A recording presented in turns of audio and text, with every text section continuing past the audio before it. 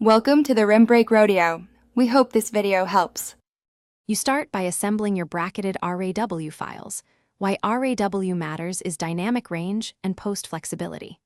Once your files are selected, use File Automate Merge to HDR Pro. Make sure to enable automatic alignment to correct handheld shifts and set Remove Ghosts to avoid moving objects artifacts.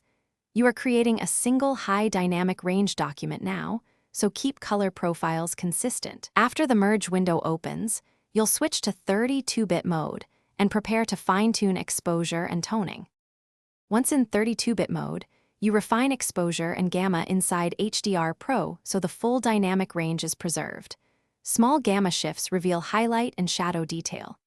Make selective adjustments with the sliders, and use the Remove Chromatic Aberration and Lens Correction options if needed.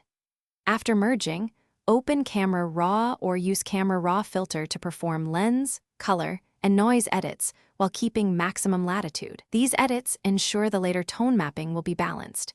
Make sure clipping warnings are off to avoid hidden blowout. Finish by exporting the merged 32-bit file as an HDR image format. You save as and choose Radiance, HDR, or OpenEXR. XR, depending on your renderer.